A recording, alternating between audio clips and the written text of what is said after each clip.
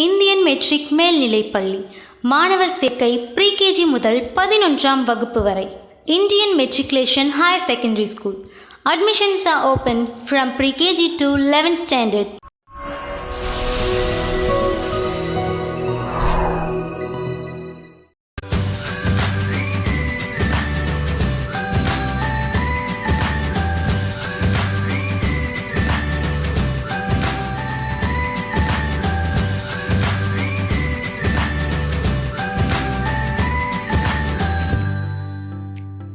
ischool Chennai viewers அனைவருக்கும் வணக்கம். நம்ம இப்போ பார்க்க போகிறது என்னன்னா ischool Tiffin Box. அதில் என்ன ஸ்பெஷல் பார்க்க போகிறோன்னா ஸ்ரீதேவி மேம் கேரளா ஸ்பெஷலான புட்டு செய்ய போகிறாங்க. அதுக்கான இன்க்ரீடியன்ஸ் இங்கே இருக்குது. அதை பற்றி ஸ்ரீதேவி மேம் சொல்லுவாங்க.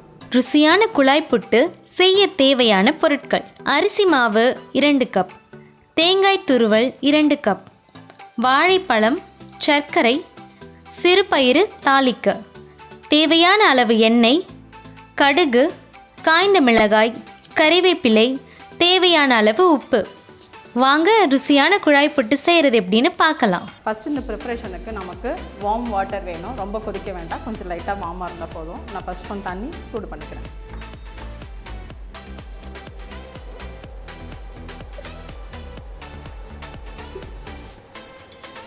இது தண்ணி கொஞ்சம் வார்ம் ஆகட்டும். இதில் கொஞ்சம் பிஞ்ச் ஆஃப் சால்ட் போடுறேன். ரொம்ப போட வேண்டாம், ரொம்ப லைட்டாக போட்டால் போதும். இதை லைட்டாக கொஞ்சம் விரவிட்டு, தண்ணி ரொம்ப கொதிக்க வேண்டாம், வார்ம் வாட்டராக எடுத்துக்கிட்டோம். இந்த மாவு பிசைகிற கேப்பில் நம்ம புட்டுக்குழலில் தண்ணி சூடு பண்ணிடலாம்.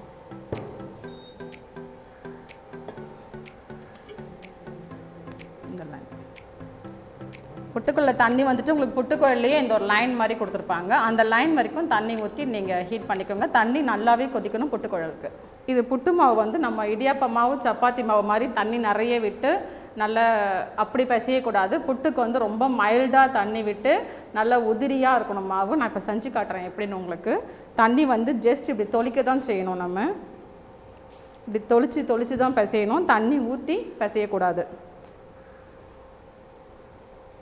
இப்படி தண்ணி நீங்கள் தொளிச்சு பிசையும் போதே உங்களுக்கு என்ன ஆகும்னா குட்டி குட்டி பால்ஸ் மாதிரி அதில் ஃபார்ம் ஆகும். நான் கொஞ்சம் கொஞ்சமாக தொளிச்சு பிசைகிறேன் பாருங்கள். இப்படி தான் பிசையணும் புட்டுக்கு. தண்ணியுமே கொஞ்சம் வார்மாக தான் இருக்கணும். இன்கேஸ் அந்த தண்ணி கொஞ்சம் ஆறிடுச்சுன்னா நமக்கு புட்டுக்குழலில் தண்ணி ஆல்ரெடி ஹீட் ஆகிட்டுருக்கு. அந்த தண்ணி இதில் மிக்ஸ் பண்ணி வார்ம் வாட்டராக கன்வே பண்ணிக்கலாம். புட்டு மாவு கொஞ்சம் கஷ்டம் தான் பிசைகிறது. ஒரு 2 மினிட்ஸ் கழிஞ்சிட்டோன்னா அந்த புட்டு நல்லா வரும். இதை சப்பாத்திக்கு மாவு பேசுகிற மாதிரி நிறைய தண்ணி ஊற்றுனீங்கன்னா இது வந்து அவ்வளோ உதிரியாக வராது. அதனால தான் இவங்க கொஞ்சம் கொஞ்சமாக தெளித்து இதை பிசைகிறாங்க. அந்த மாதிரி பிசைஞ்சால் தான் நமக்கு வந்து நல்ல உதிரியாக வரும் புட்டு. நீங்கள் பிசையும் போதே பார்த்தீங்கன்னா இப்படி பிடிச்சி பார்க்கணும். உங்களுக்கு பிடிக்க வரல பாருங்கள். இன்னும் என் கையில் வந்து அந்த ரைஸ் ஃப்ளார் அப்படியே இருக்குது. ஸோ இன்னும் கொஞ்சம் தண்ணி விட்டு பிசையணும். ஐ திங்க் மாவு ரெடி ஆகிடுச்சு. இப்போ நான் பிடிச்சி காட்டுறேன் பாருங்கள் உங்களுக்கு. இப்போ இதை நான் பிடிச்சி காட்டுறேன். நல்லா கொழுக்கட்டை மாதிரி பிடிச்சிருக்கு பாருங்கள். இதுதான் புட்டு மாவோட பக்குவம். இப்போ இதை நான் உடைக்கிறேன். என்ன அழகாக உதிரியாக உடஞ்சி விழுது பாருங்கள். இதுதான் புட்டு மாவோட பக்குவம். இப்படி தான் புட்டு மாவு பிசையணும்.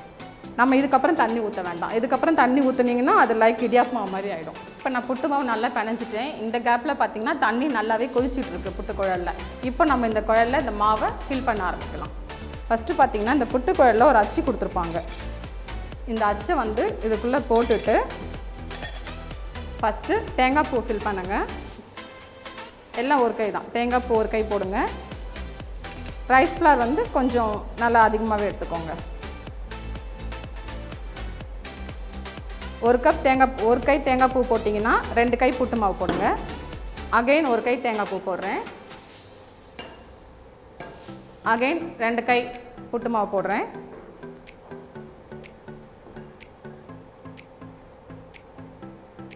நான் திரும்ப ஒரு கை தேங்காய் பூ போடுறேன். இதே மாதிரி ஆல்டர்னேட்டிவாக இந்த குழல் ஃபுல்லாக நம்ம ஃபில் பண்ணணும். மாவும் தேங்காய் பூவும் ஃபில் பண்ணணும்.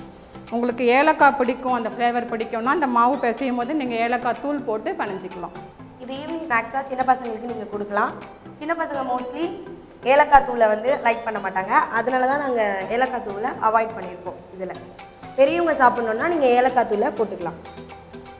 ஓகே, நான் அந்த குழல் ஃபில் பண்ணிவிட்டேன். நான் இப்போ கொஞ்சம் ஸ்டவ் கூட்டி தான் வச்சுருக்கேன். ஏன்னா தண்ணி நல்லா கொதிக்கட்டும். நம்ம ஒன்ஸ் இதில் ஃபிக்ஸ் பண்ணிவிட்டு நான் ஃபிக்ஸ் பண்ணிட்டேன். கீழே தண்ணி கொதிச்சிக்கிட்டு இருக்கு. க்ளோஸ் பண்ணிட்டேன். கொஞ்சம் கூட்டியே வைங்க. தண்ணி நல்லா கொதிக்கட்டும். இதில் கொஞ்சம் ஆவி வரும். லைட்டாக ஆவி வரும்போதே சிம்மில் வச்சு ஒரு 10 மினிட்ஸ் புட் இஸ் ரெடி. இந்த புட்டுக்கு நான் சைட் டிஷ் என்ன பண்ண போகிறேன், சைட் டிஷ்ஷில் இந்த புட்டோட சைட் டிஷ்ஷே வந்துட்டு க்ரீன் கிராம் தான். க்ரீன் கிராம் வந்து நைட்டு நான் ஊற போட்டிருக்கேன். க்ரீன் கிராம் வந்து நைட்டு ஃபுல்லாக ஊறணும். மார்னிங் இதை வந்துட்டு குக்கரில் வைக்க வேண்டாம். குக்கரில் வச்சிங்கன்னா அது குழஞ்சிரும். 10 மினிட்ஸ் அதை கொதிக்க வச்சு எடுத்தாலும் இந்த க்ரீன் கிராம் டக்குன்னு ஒரு 10 மினிட்ஸில் அந்த க்ரீன் கிராம் வெந்துடும். ஆனால் நிறைய பேர் குக்கரில் தானே வைப்பாங்க. குக்கரில் வச்சிங்கன்னா நல்லா குழஞ்சி நமக்கு எடுத்து சாப்பிட்ற அந்த டேஸ்ட் மாதிரி இருக்காது. புட்டுக்கு எல்லாமே கொஞ்சம் உதிரியாக இருந்தால் நல்லாயிருக்கும். இப்போ புட்டு ரெடி ஆகிட்டு பாருங்கள். நல்லா ஆவி வருது. வாசனை நல்லா புட்டு வாசனை அப்படி வருது எனக்கு. இப்போ நான் ஓப்பன் பண்ணி காட்டுறேன் உங்களுக்கு.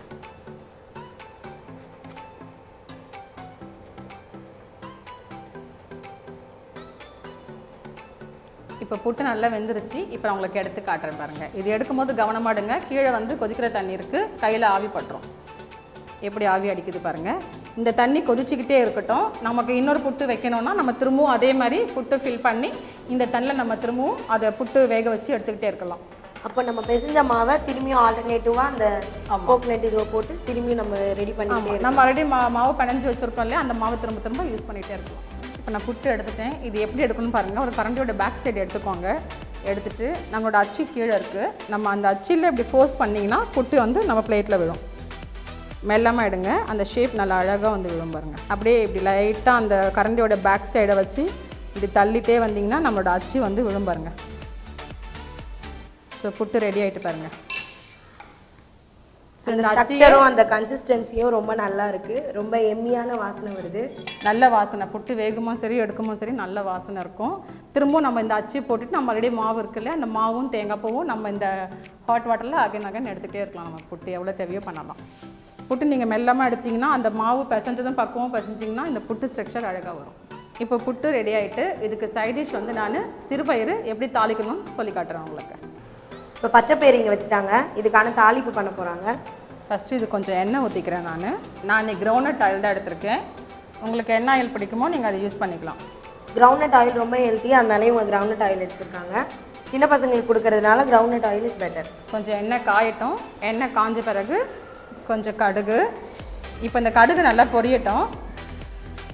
நல்லா பொரிஞ்சு அந்த மணம் வர வரையும் நம்ம வெயிட் பண்ணணும். இப்போ கடுகு நல்லா பொரிஞ்சிட்டு நான் இப்போ இதில் சிறுபயிறு தட்டுறேன். இந்த சிறுபயிரை தட்டிட்டு இதுக்கு தேவையான உப்பும் போட்டுட்டு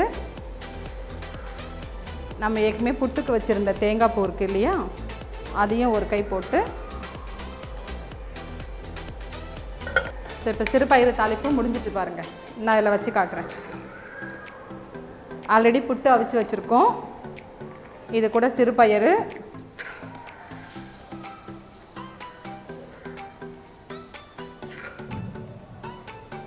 வாழைப்பழம் உங்களுக்கு எது பிடிக்குமோ நீங்கள் யூஸ் பண்ணிக்கலாம். இது ஒரு ஆப்ஷனல் தான். மெயினாக வந்து இதுக்கு நேந்திரம்பழம் வைப்பாங்க. நேந்திரம்பழம் ரொம்ப நல்லாயிருக்கும்.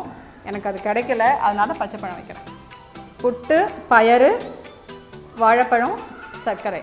புட்டு முடிஞ்சிட்டு நம்ம சேர்த்து டேஸ்ட் பண்ணிட்டு எப்படி இருக்குன்னு சொல்லுவாங்க.